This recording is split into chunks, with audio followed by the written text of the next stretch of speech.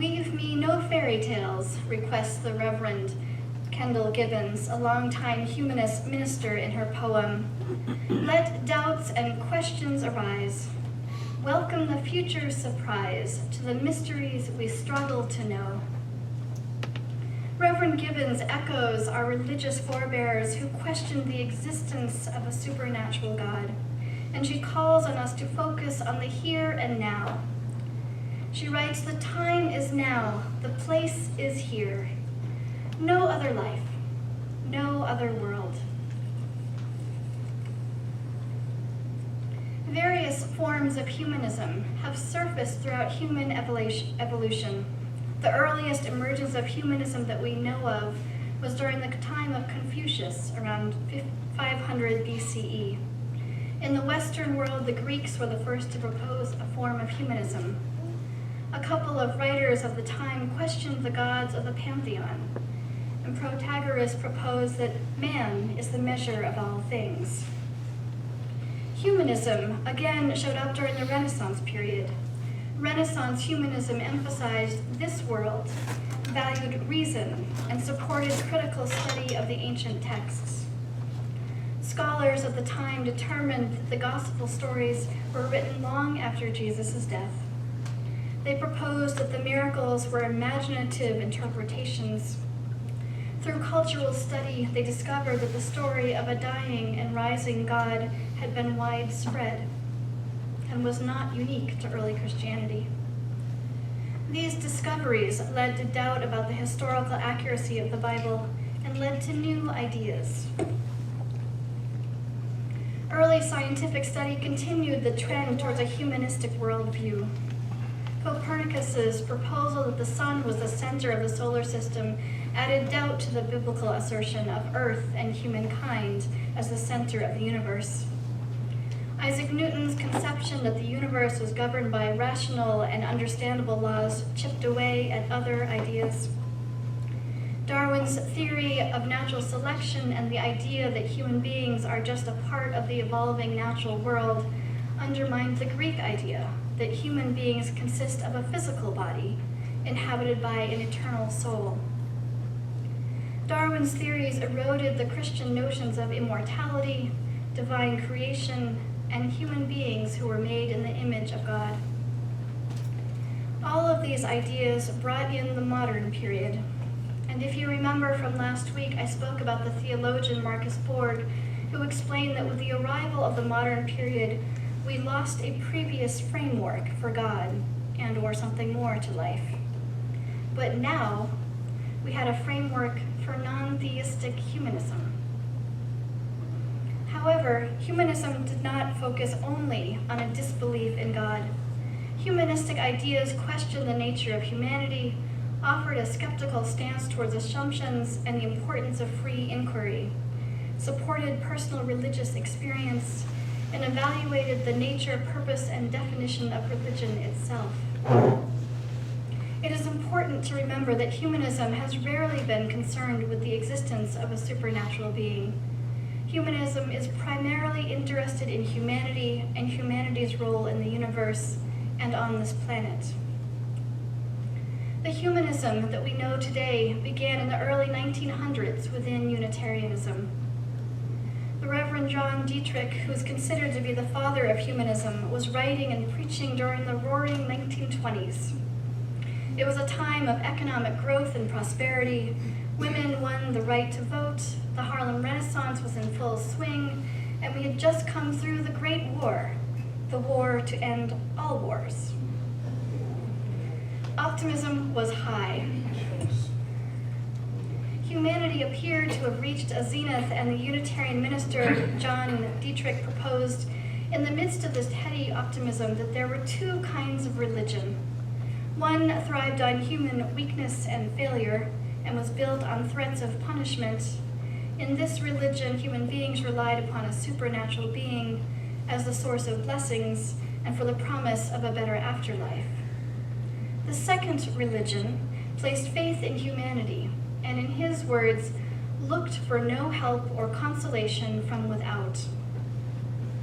This new religion promoted a firm and confident reliance upon humanity in whom lie the possibilities of all things. Dietrich proposed that we should not expect to go to a better world after death, but should instead create a better world here, now. In his sermon, Unitarianism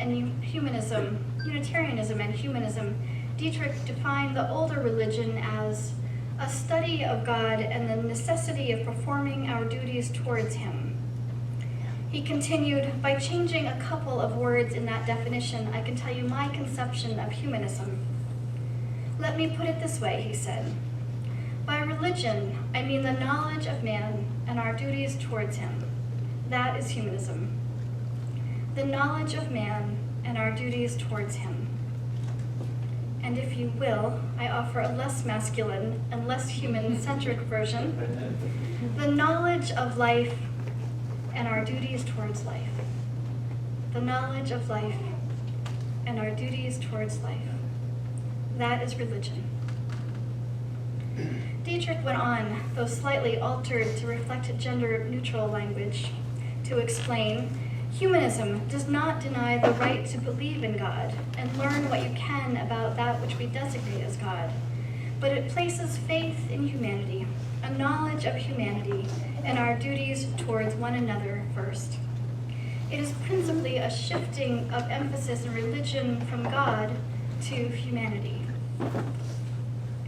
Dietrich explained, it makes the prime task of religion not the contemplation of the eternal, the worship of the Most High, the withdrawal from this world that one may better commune with God, but rather the contemplation of the conditions of human life, the reverence for the worth of human life, and the entering into the world in order that by human effort, human life may be improved. The Reverend Curtis Reese, another humanist Unitarian of the day, noted that the humanist regards the universe as a given and is not likely to speculate unduly on either the beginning or the end of things to come. The early humanists were primarily concerned with humanity and our intervention in the world. Dietrich explained, in short, the task of humanism is to unfold the personality of men and women, to fit and qualify them for the best use of their natural powers and the fullest enjoyment of the natural world and the human society around them. It conceives of religion as spiritual enthusiasm directed toward the enrichment of the individual life and the improvement of the social order. Dietrich continued, humanism concerns itself not so much with the petty wrongdoing of the individual, as with the miserable social environment which has made the individual what he is. And again, he said, if we live in a great impersonal universe with no friends to guide, it matters tremendously how we conduct ourselves, for we are actually the makers of human destiny. Our responsibility is to put beauty in place of ugliness, good in place of evil, laughter in place of tears, displace strife and contention with peace and cooperation. According to William Murray in his book Reason and Reverence, one of the drawbacks to this early humanism was the neglect of the emotional feeling aspects of the self. It emphasized the mind and virtually ignored the heart.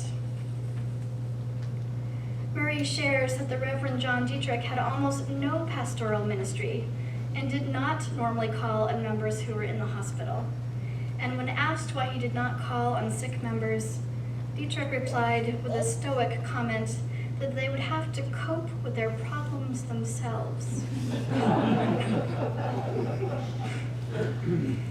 Another critique of the early humanism is offered by the Reverend David Bumba, a Unitarian Universalist minister and religious humanist. He says, we have manned the ramparts of reason and are prepared to defend the citadel of the mind, but in the process, we have lost the ability to speak of that which is sacred, holy, of ultimate importance to us. This is the language which would allow us to enter into a critical dialogue with the larger religious community. Thankfully, in recent years, we've begun to rethink humanism from the early 1900s. The Reverend Dr. Rebecca Parker, in an article titled "Vulnerable and Powerful: Humanism from a Feminist Perspective," tells us that the women's movement impacted humanism in 3 major ways. The women's movement reminds us that we are not only minds, but minds in bodies. She writes, "Our minds are always in bodies. Each one of us was born from a womb and dependent on the body of another. Each of our spirits has a home in the earth." Dr. Parker shares that the second addition to humanism is the affirmation that we are more than separate puzzle-like pieces individuals. We are each interdependent and interconnected with all other human beings and all of life. The third influence on humanism is a push against our understanding that we are tough, that to be human and mature is to be impermeable to pain. Dr. Parker proposes that the women's movement broke the silence and told the truth about how vulnerable we are. And it is because we are so intimately connected that we are capable of being profoundly hurt.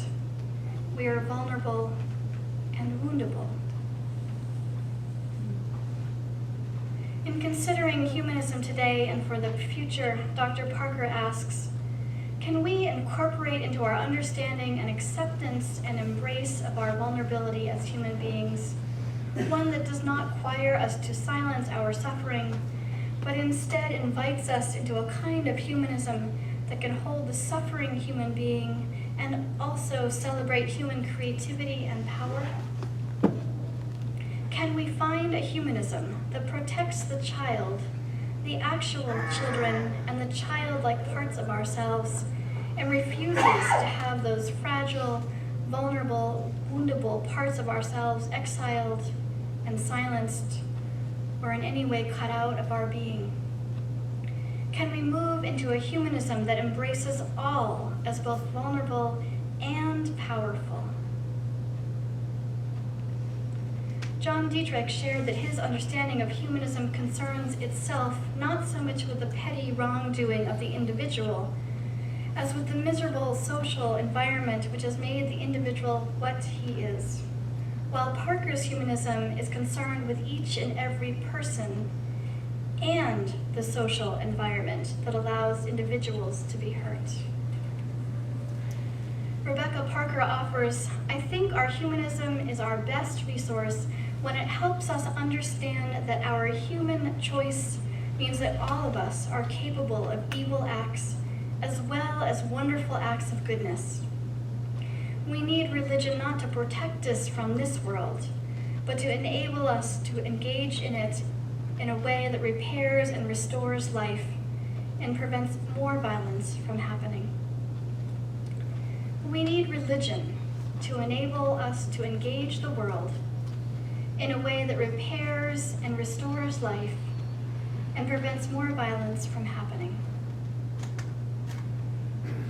As we moved away from fairy tales as a method to teach our communities how to live together and answer unanswerable questions, as we moved away from fairy tales and turned to puzzle pieces to help us understand how life fits together, as we moved away from fairy tales to puzzle pieces, we lost our connections to each other and all of life.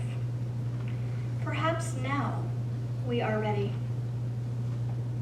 Perhaps now we are ready to embrace a time of reconnection that will repair and restore the torn fabric of life. Perhaps now. May it be so.